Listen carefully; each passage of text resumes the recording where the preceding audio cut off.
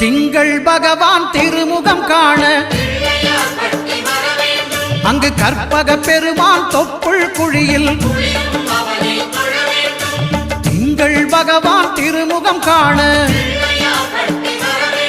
அங்கு கற்பக பெருமான் தொப்புள் குழியில்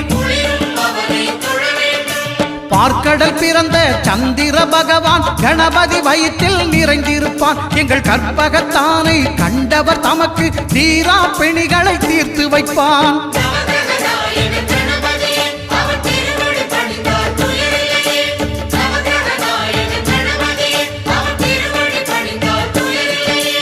ஒன்பது கோளும் ஒன்றாய் காண அங்கு கற்பகம் என்னும் கடவுளின் மெய்யில்